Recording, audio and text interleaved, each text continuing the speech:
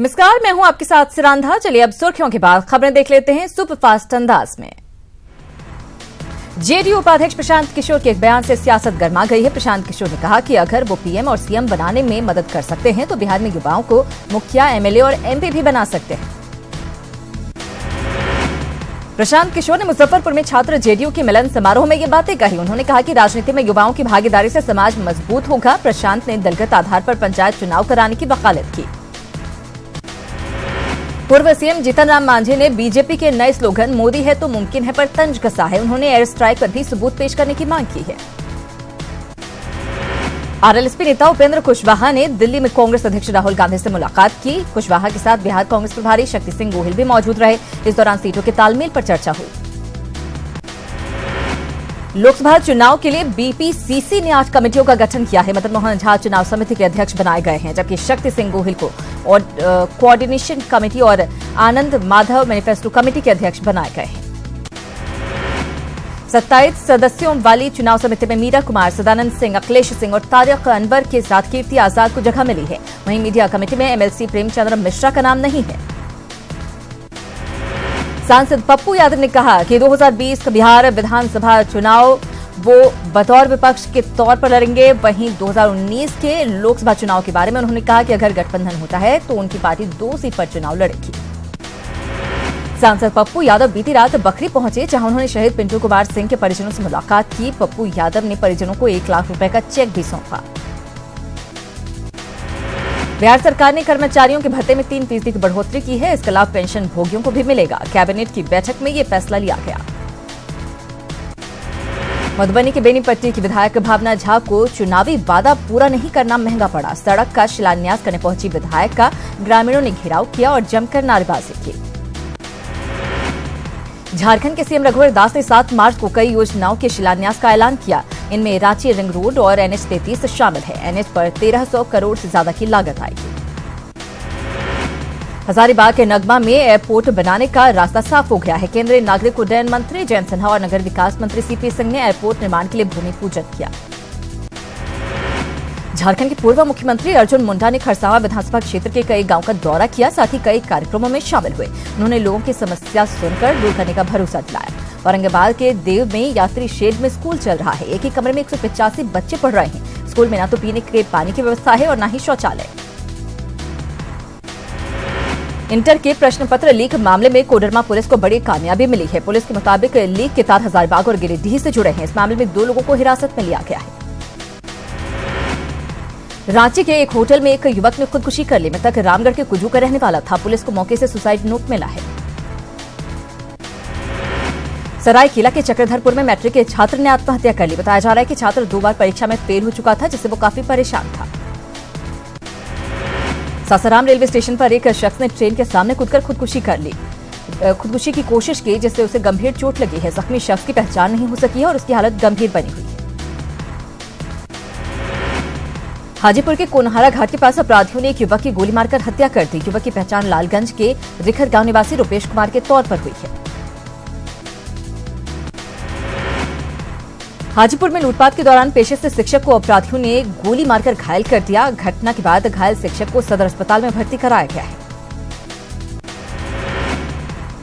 बाढ़ में 1 मार्च से लापता राज का अभी तक पता नहीं चल पाया है। परिजनों ने बाढ़ थाने में प्राथमिकी दर्ज करवा दी है। जम्मू में एक किसान की गोली मारकर हत्या कर दी गई। मृतक का नाम गोरीलाल ताती है, जो कांकन गांव का रहने वाला था। हत्या क्यों की गई, ये पता नहीं चल सका है। नवादा के बारसलीगंज में अज्ञात महिला का शव मिलने से सनसनी फैल गई। घटना राजापुर गांव की है। मृतक के शरीर पर चोट के निशान मिले हैं। भागलपुर के कहलगांव में जमीन विवाद में मां और बेटे पर तलवार से हमला कर दिया गया। फिलहाल दोनों का इलाज चल रहा है। वहीं आरोपी गिरफ्त से बाहर है। पटना के फतुहा में एक लड़की की शादी से इनकार करने पर जमकर मारपीट हुई, जिसमें 3 लोग जख्मी हो गए। पुलिस ने दूल्हे के पिता को गिरफ्तार कर लिया है। रांची के राही में ट्रक ने ऑटो को टक्कर मार दी, जिसमें 8 लोग जख्मी हो गए, जिसमें 2 की हालत गंभीर बताई जा रही है। दुमका पुलिस ने लकड़ा पहाड़ी से तबाही का सामान बरामद किया। इनमें 60 देसी बम के अलावा विस्फोटक भी शामिल है। बम और विस्फोटकों को जंगल में ही नष्ट कर दिया गया। नालंदा में 6 साल की मासूम के साथ रेप किया गया। आरोपी ने रुपए का लालच देकर बच्ची से दुष्कर्म किया। पीड़ित का इलाज चल रहा है, जबकि आरोपी फरार है। नवादा में 7 साल की बच्ची से दुष्कर्म का मामला सामने आया है। पीड़ित परिवार ने गांव के ही शख्स के खिलाफ मामला दर्ज कराया है, जो फिलहाल गिरफ्त से बाहर है। पटना सिटी में बाइक लुटेरों ने एक कारोबारी से 1,35,000 रुपए लूट लिए। पुलिस सीसीटीवी फुटेज के आधार पर लुटेरों की पहचान की कोशिश में जुटी है। किशनगंज शहर में कैनरा बैंक के ब्रांच से उचक्कों ने 1,71,000 रुपए उड़ा लिए। पुलिस सीसीटीवी के आधार पर उचक्कों की पहचान में जुटी है।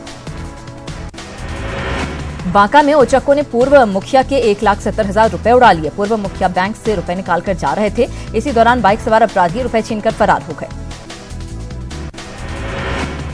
बिहटा में एक कारोबारी से 10 लाख की रंगदारी मांगी गई है। पीड़ित के मुताबिक रुपए नहीं देने पर उनसे मारपीट की गई। हालांकि पुलिस जमीन विवाद का मामला बताकर जांच कर रही है।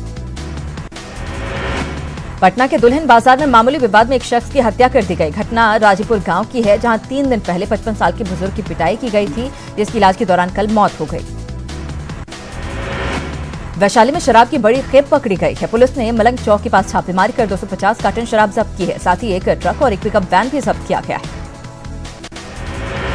पूर्णिया में 500 कार्टन शराब देशी कार्टन शराब जब्त की गई है, जिसकी कीमत करीब 40 लाख रुपए बताई जा रही है। पुलिस ने 3 तस्करों को गिरफ्तार किया है। शराब असम से लाई जा रही थी और उसकी सप्लाई मोतिहारी में की जा रही थी। मुजफ्फरपुर पुलिस ने 350 कार्टन शराब के साथ एक कारोबारी को गिरफ्तार किया है। शराब की खेप यजवार गांव से बरामद की गई। पुलिस के मुताबिक शराब की सप्लाई होली के दौरान की जा रही थी। गया पुलिस ने बालू के अवैध कारोबार के खिलाफ अभियान चलाते हुए 10 ट्रक और 4 ट्रैक्टर जब्त किया है। ट्रेनी डीएसपी रंजीत रजक ने बताया कि 30 गाड़ियों को जब्त किया गया था, जिनमें से 16 को जांच के बाद छोड़ दिया गया। तख्त श्री हरमंदिर के जत्थेदार ज्ञानी इकबाल सिंह के इस्तीफे के विवाद को लेकर प्रबंधक कमेटी के दोनों गुटों के बीच मारपीट हो गई। पुलिस ने काफी मशक्कत के बाद दोनों पक्षों को शांत करवाया। जत्थेदार ज्ञानी इकबाल सिंह के खिलाफ कई लोगों ने शिकायत की थी, जिसकी जांच 7 सदस्यीय कमेटी से कराई गई। जांच कमेटी की रिपोर्ट के आधार पर अकाल तख्त के जत्थेदार ने इकबाल सिंह को पद से हटाने का आदेश जारी कर दिया, जिसे लेकर विवाद हुआ। कैमूर में बारात में ऑर्केस्ट्रा के दौरान बेंचो मास्टर को गोली मारने वाले चंदन सिंह को गिरफ्तार कर लिया गया है। पुलिस ने उसके पास से कट्टा भी बरामद किया है। चंदन पर पहले से भी आपराधिक मामले दर्ज हैं। धनबाद पुलिस ने 1 लाख के इनामी नक्सली सीताराम मांझी को गिरफ्तार किया है। सीताराम को गुजरात से पकड़ा गया, उस पर कई मामले दर्ज थे। दुमका के मसलिया थाना क्षेत्र में पुलिस ने अफीम की फसल नष्ट की। इलाके में करीब 1 बीघे में अफीम की फसल लगी थी। पुलिस की कार्रवाई के दौरान खेत का मालिक फरार हो गया। लोकसभा चुनाव से पहले बेगूसराय पुलिस ने विशेष अभियान चलाया। इस दौरान 9 अपराधियों को गिरफ्तार किया गया। पुलिस ने कोर्ट से इन सभी के खिलाफ सीसीए लगाने की मुहर लगाई है। वैशाली पुलिस ने डॉक्टर के यहां डकैती के मामले में 2 अपराधियों को गिरफ्तार किया है, जिनके पास से 2 पिस्टल और 4 कारतूस बरामद किए गए। बगहा में गन्ने की फसल में आग लगने से लाखों का नुकसान हुआ है। घटना मंझरिया सरेह हरदिया सरेह की है। पीड़ित किसानों ने सरकार से मुआवजे की मांग की है। बगहा के विचार जंगल में आग से बड़ा नुकसान हुआ है। आग से सैकड़ों पेड़ जलकर राख हो गए और काफी देर तक अफरा तफरी मची रही। मुंगेर में डीटीओ ऑफिस के एक कर्मचारी और एक होमगार्ड जवान के खिलाफ मामला दर्ज कराया गया है। दोनों पर गबन का आरोप है। गाड़ी मालिकों के मुताबिक उनसे चालान के लिए पूरी राशि वसूली गई, जबकि चालान का रसीद कम राशि का दिया गया। भवन निर्माण मंत्री महेश्वर हजारी ने पटना में विधायकों के लिए बन रहे फ्लैटों का औचक निरीक्षण किया, साथ ही समय पर काम पूरा करने का निर्देश दिया। राष्ट्रीय अनुसूचित जाति आयोग के सदस्य योगेंद्र पासवान ने कैमूर में डीएम और एसपी के साथ बैठक की, साथ ही 24 लाभुकों को सहायता राशि दी। राष्ट्रीय अनुसूचित जाति आयोग के सदस्य योगेंद्र पासवान ने कहा कि 13 पॉइंट रोस्टर पर सरकार अध्यादेश लाने की तैयारी कर रही है। उन्होंने कहा कि विपक्ष इस मुद्दे पर सियासत कर रहा है। आरएलएसपी के प्रदेश अध्यक्ष भूदेव चौधरी ने लोकसभा चुनाव में जमुई से पार्टी प्रत्याशी उतारने का ऐलान किया है। उन्होंने पार्टी कार्यकर्ताओं को चुनाव की तैयारी में जुटने का निर्देश दिया है। बांका में छज्जा गिरने से एक बच्चे की मौत हो गई, जबकि 3 जख्मी हो गए। बच्चे खेल रहे थे, इसी दौरान छज्जा उनके ऊपर गिर गया। जख्मी बच्चों का इलाज बौंसी रेफरल अस्पताल में चल रहा है। कटिहार में एक शिक्षक का शव घर में फंदे से लटका हुआ मिला। मृतक के हाथ और पैर बंधे थे, जिससे हत्या की आशंका जताई जा रही है। लखीसराय के मनकट्ठा स्टेशन के पास रेलवे ट्रैक पर एक महिला का शव मिला। मृतक के परिजनों ने दहेज के लिए ससुराल वालों पर हत्या का आरोप लगाया है। लखीसराय में बेलगाम पिकअप के गड्ढे में पलटने से 6 लोग घायल हो गए। सभी को इलाज के लिए सदर अस्पताल में भर्ती कराया गया है। चारा घोटाला मामले में डोरंडा ट्रेजरी से निकासी के मामले में रांची के तत्कालीन डीसी राजीव कुमार को स्पेशल सीबीआई कोर्ट ने नोटिस भेजा है और 11 मार्च को कोर्ट में गवाही देने को कहा है। पूर्णिया के नारी गुंजन संस्था से फरार एक लड़की का अब तक पता नहीं चल सका है। सोमवार को 2 लड़कियां फरार हुई थी, जिनमें से एक को तुरंत बरामद कर लिया गया था। पुलिस सीसीटीवी फुटेज के आधार पर दूसरे की जांच में जुटी हुई है। पूर्णिया की टीकापट्टी में 3 मार्च को हुए शिक्षक नागेश्वर मंडल हत्याकांड में 20 लोगों के खिलाफ एफआईआर दर्ज कराई गई है। एसपी ने कहा कि हत्या आपसी रंजिश में की गई है और पुलिस को कई इनपुट मिले हैं, जिसके आधार पर जांच जारी है।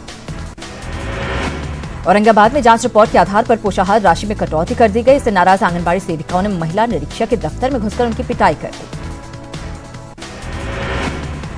मधुबनी पुलिस ने मोबाइल और लैपटॉप की चोरी करने वाले गिरोह का खुलासा किया है। गिरोह के 5 सदस्यों को गिरफ्तार किया गया है, जिनके पास से चोरी के 29 मोबाइल और 2 लैपटॉप बरामद किए गए हैं। मोक्ष नगरी गया आतंकियों के निशाने पर रही है। इसके बावजूद स्टेशन की सुरक्षा में लापरवाही बरती जा रही है। जंक्शन पर मेटल डिटेक्टर खराब पड़े हैं, वहीं सीसीटीवी कैमरे सही ढंग से नहीं लगाए जा सके हैं। पटना नगर निगम ने अगले वित्तीय वर्ष के लिए 4065 करोड़ रुपए का बजट पेश किया, जो पिछले साल का 8 गुना है। बजट में इंफ्रास्ट्रक्चर पर सबसे ज्यादा ध्यान दिया गया है। निगम सभी वार्ड में कम्युनिटी हॉल, वेंडिंग जोन और रैन बसेरा बनाने की तैयारी में है। बिहार के सहकारिता विभाग की तरफ से हरित सब्जी प्रसंस्करण एवं विपणन योजना की शुरुआत की गई। इसका शुभारंभ सहकारिता मंत्री राणा रणधीर सिंह ने किया। इस मौके पर तरकारी वेबसाइट भी लॉन्च की गई। बेगूसराय के शहीद पिंटू सिंह के घर नेताओं के पहुंचने का सिलसिला जारी है। मंगलवार को डिप्टी सीएम सुशील मोदी बेगूसराय पहुंचे और शहीद के परिजनों को मदद का भरोसा दिलाया। मुजफ्फरपुर के लंगट सिंह कॉलेज परिसर में जम्मू कश्मीर में शहीद सीआरपीएफ के इंस्पेक्टर पिंटू सिंह की प्रतिमा स्थापित करने की मांग उठ रही है। पिंटू सिंह ने इसी कॉलेज से पढ़ाई की थी। जमशेदपुर में सीएम रघुवर दास के बेटे ललित दास की शादी को लेकर रामायण पाठ का आयोजन किया गया, जिसमें मुख्यमंत्री अपनी पत्नी और बेटे ललित के साथ शामिल हुए। हजारीबाग में केंद्रीय राज्य मंत्री जयंत सिन्हा और मंत्री सीपी सिंह ने मॉल का उद्घाटन किया। इस मौके पर स्थानीय विधायक भी मौजूद रहे। लातेहार में विधायक प्रकाश राम ने सासंग से बालूमाथ तक करीब 100 करोड़ की लागत से बनने वाली सड़क का शिलान्यास किया। सड़क के शिलान्यास से इलाके के लोगों में खुशी है। मुख्यमंत्री जनसभा की साप्ताहिक समीक्षा के दौरान झारखंड के एडिशनल सेक्रेटरी रामाकांत सिंह ने 18 मामलों की समीक्षा की। ज्यादातर मामले मुआवजे से संबंधित थे, जिसमें फर्जी तरीके से आम लोगों का पैसा हड़पने का आरोप था। योग गुरु स्वामी रामदेव ने भी एयर स्ट्राइक पर सबूत मांगने वालों पर निशाना साधा है। बाबा रामदेव ने ऐसे लोगों को गद्दार गैंग बताया। उन्होंने देश की सुरक्षा को लेकर सेना और सरकार के ऊपर बेवजह टिप्पणी को गलत बताया। बाबा रामदेव ने एयर इंडिया में अब टेक ऑफ के समय जय हिंद बोलने पर सवाल उठाने पर महबूबा मुफ्ती पर हमला बोला। रामदेव पटना में श्रीकृष्णपुरा में पतंजलि परिधान के नए स्टोर का उद्घाटन करने पहुंचे थे। राज्य में श्रम योग्य मानधन योजना की लॉन्चिंग हो गई। पीएम मोदी वीडियो कॉन्फ्रेंसिंग के जरिए अहमदाबाद से जुड़े थे। रांची के टाटी सिलवे में मंत्री सीपी सिंह इस योजना की लॉन्चिंग के वक्त मौजूद रहे। सरायकेला में पीएम श्रम योगी मानधन योजना का शुभारंभ हुआ। इस मौके पर श्रम अधीक्षक ने 2500 से ज्यादा निबंधित मजदूरों को योजना का कार्ड दिया। गोड्डा समाहरणालय परिसर में प्रधानमंत्री श्रमयोगी मानधन योजना का शुभारंभ हुआ। इस मौके पर बीजेपी सांसद निशिकांत दुबे ने कहा कि इस योजना से असंगठित क्षेत्र के मजदूरों को काफी फायदा होगा। पटना में सुशील मोदी और रामकृपाल यादव ने प्रधानमंत्री श्रम योगी मानधन योजना की शुरुआत की। दोनों नेताओं ने असंगठित क्षेत्र के कामगारों को कार्ड सौंपा। छपरा में प्रधानमंत्री श्रम योगी मानधन योजना का शुभारंभ सांसद जनार्दन सिंह सेग्रीवाल ने किया। इस दौरान सांसद ने सरकार की योजनाओं को गिनाया। जमुई में प्रधानमंत्री श्रम योगी मानधन योजना का शुभारंभ किया गया। इस दौरान समाहरणालय के संवाद कक्ष में भी कार्यक्रम का आयोजन किया गया। प्रधानमंत्री श्रम योगी मानधन योजना की शुरुआत गया में भी हुई। जिला परिषद सभागार में आयोजित कार्यक्रम में बीजेपी सांसद हरि मांझी और गुरुआ विधायक राजीव नंदन दांगी मौजूद रहे। बक्सर में भी प्रधानमंत्री श्रम योगी मानधन योजना की शुरुआत हुई। सांसद और केंद्रीय मंत्री अश्विनी चौबे ने इसकी शुरुआत की। समस्तीपुर जिला कृषि कार्यालय को सराय रंजन शिफ्ट करने के विरोध में भाकपा माले ने प्रदर्शन किया। उनका आरोप था कि विधानसभा अध्यक्ष विजय कुमार चौधरी के इशारे पर यह काम किया गया है। रोहतास के डेहरी में जेडीयू कार्यकर्ताओं ने देश विरोधियों की अर्थी जुलूस निकाली। जेडीयू कार्यकर्ताओं ने कांग्रेस नेताओं के बयान पर विरोध जताया और पाकिस्तान के खिलाफ नारेबाजी की। भारत बंद के दौरान पटना के विक्रम में आरजेडी के कार्यकर्ता आपस में भिड़ गए, जिसमें कई लोग घायल हो गए। घायलों को विक्रम पीएचसी में भर्ती कराया गया। अररिया के सभा भवन में इंडो नेपाल 2 लेन बॉर्डर को लेकर बैठक हुई। सांसद की अध्यक्षता में हुई इस बैठक में एसएसपी के अधिकारी भी शामिल हुए। मोतिहारी के राजेंद्र नगर भवन परिसर में आयोजित 2 दिवसीय रोजगार मेले का समापन हो गया, जिसमें करीब 1400 युवाओं को बड़ी कंपनियों में नौकरी मिली, जिन्हें केंद्रीय मंत्री राधामोहन सिंह ने नियुक्ति पत्र सौंपा। जमुई स्टेडियम में जिला स्तरीय खेलकूद प्रतियोगिता समाप्त हो गई। 3 दिनों तक चली प्रतियोगिता में बेहतर प्रदर्शन करने वाले खिलाड़ियों को इनाम दिया गया। समारोह में बीजेपी उपाध्यक्ष पुतुल कुमारी भी मौजूद रहे। हजारीबाग में ऑनलाइन लॉटरी के जरिए शराब दुकानों की बंदोबस्ती की गई। फिलहाल 77 शराब दुकानों की बंदोबस्ती हुई, जिसमें 27 विदेशी, 26 देसी और 24 कंपोजिट दुकानें शामिल हैं। बोकारो में मतदाता जागरूकता अभियान चलाया गया, जिसमें डीसी डॉक्टर शैलेश चौरसिया ने वोटरों को जागरूक करने की कोशिश की। पाकुड़ के केकेएम कॉलेज छात्र संघ की ओल चिकी लिपि लागू करने का विरोध उन्होंने किया है। साथ ही पहले की तरह संथाली भाषा लागू करने की मांग की। पलामू में शहीद दारोगा विद्यापति सिंह की प्रतिमा का अनावरण किया गया। विधायक राधाकृष्ण किशोर, डीआईजी विपुल शुक्ला और एसपी ने प्रतिमा का अनावरण किया। धनबाद के झमाडा में स्वास्थ्य शिविर में करीब 200 मरीजों का इलाज किया गया। साथ ही ब्लड प्रेशर और ब्लड शुगर जैसी बीमारियों के लिए निःशुल्क दवा भी दी गई। शेखपुरा के सामस गांव की महिलाओं ने समाहरणालय के सामने प्रदर्शन किया। महिलाओं ने डीएम से पेयजल संकट से निदान की गुहार लगाई। समस्तीपुर के सरकारी बस पड़ाव पर कुम्हार समाज ने 1 दिवसीय धरना दिया। कुम्हार समाज के लोगों ने सरकार पर कुम्हार जाति को नजरअंदाज करने का आरोप लगाया और कुम्हार को SC/ST में शामिल करने की मांग की। जामताड़ा के मेहजाम नगर परिषद में 25 लाख से अधिक की राशि खर्च कर 9 सामुदायिक शौचालय बनवाए गए थे, लेकिन अब तक इसका उपयोग नहीं हो सका है। समस्तीपुर में राज्यसभा सांसद रामनाथ ठाकुर ने 12 पत्थर के चिल्ड्रन पार्क में जननायक कर्पूरी ठाकुर सभागार भवन का शिलान्यास किया। इसके लिए करीब 2 करोड़ की राशि आवंटित की गई। सभागार में 1000 लोगों के बैठने का इंतजाम होगा। खूंटी के बिरसा कॉलेज हॉस्टल को खाली करने के आदेश के विरोध में आदिवासी छात्र संघ और अखिल भारतीय विद्यार्थी परिषद ने जमकर प्रदर्शन किया और धरना शुरू कर दिया। पश्चिमी सिंहभूम के बोड़ाहाट के सोनमा और गुदडी प्रखंड का सामुदायिक स्वास्थ्य केंद्र डॉक्टर और कर्मचारियों के विवाद में अखाड़ा बना है, जिससे मरीजों को खासी परेशानी हो रही है। बक्सर सदर अस्पताल में अब लोगों को स्वच्छ, पौष्टिक और गुणवत्तापूर्ण भोजन मिलेगा। बक्सर डीएम राघवेंद्र सिंह ने मुहिम की शुरुआत की। भागलपुर नगर निगम के सभागार में वित्तीय वर्ष के बजट को लेकर सामान्य बोर्ड की बैठक हुई। इसमें 450 करोड़ के बजट का प्रारूप तैयार किया गया। मधेपुरा में लोकसभा चुनाव को लेकर जिला प्रशासन ने तैयारी शुरू कर दी है। डीएम, एसपी समेत कई प्रशासनिक अधिकारियों ने मतगणना केंद्र टीपी कॉलेज का निरीक्षण किया।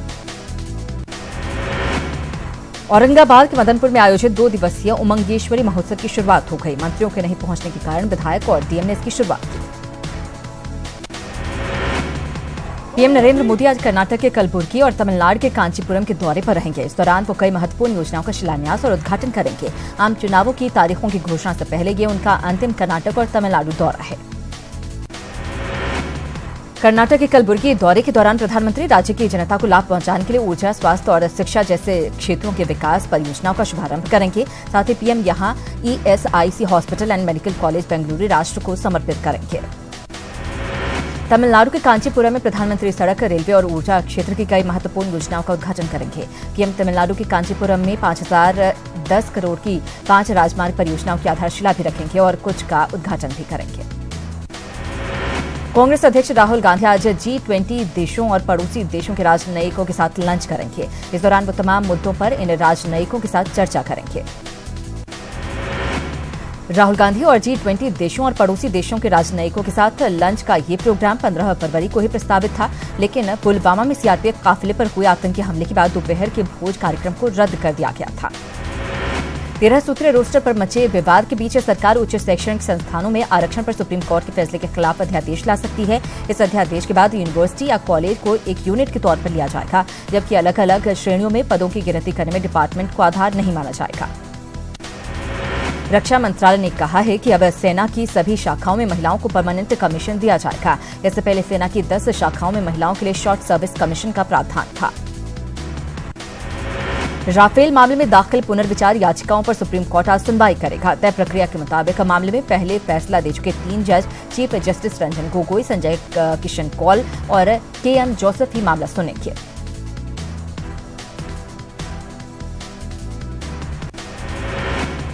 सुप्रीम कोर्ट आज अयोध्या विवाद का हल बातचीत के जरिए निकालने के लिए मध्यस्थ की नियुक्ति कर सकता है। कोर्ट ने पिछले हफ्ते इसके संकेत दिए थे। कोर्ट ने कहा था कि मुख्य मामले की अगली सुनवाई में करीब 8 हफ्ते का वक्त है। पाकिस्तान के दिखावे के लिए जैश सरगना मसूद अजहर के 2 भाई समेत 44 आतंकवादियों को हिरासत में ले लिया गया है। इसके साथ ही पाकिस्तान ने जमात-उद दावा और फलाहे इंसानियत फाउंडेशन पर बैन लगा दिया है। पाकिस्तान की इस कार्रवाई पर सवाल उठ रहे हैं क्योंकि जिस जमात-उद दावा पर वो प्रतिबंध लगाने की बात कर रहा है, उस जमात-उद दावा को उसने एक दिन पहले ही 4 मार्च को वॉच लिस्ट में रखा था और एक दिन के भीतर ही उसे बैन कर दिया। इंडियन जेट फाइटर पर अमेरिकी F-16 से पाकिस्तान ने जो हमला किया था, उसे लेकर NSA अजित डोभाल ने अमेरिका के राष्ट्रीय सुरक्षा सलाहकार जॉन बोल्टन से बात की है और उन्हें पाकिस्तान की ओर से F-16 फाइटर प्लेन का इस्तेमाल करने के सबूत भी सौंपे हैं। ख्वाजा गरीब नवाज के 807वें सालाना उर्स में आज प्रधानमंत्री नरेंद्र मोदी की ओर से मजार शरीफ पर चादर पेश होगी। केंद्रीय अल्पसंख्यक मामलात मंत्री मुख्तार अब्बास नकवी सुबह 10 बजे दरगाह में पीएम की ओर से चादर पेश करेंगे और उनका संदेश भी पढ़ेंगे। हाई कोर्ट में आज आसाराम की सजा स्थगन याचिका पर सुनवाई होगी। SC/ST कोर्ट ने आसाराम को उम्र कैद की सजा सुनाई है।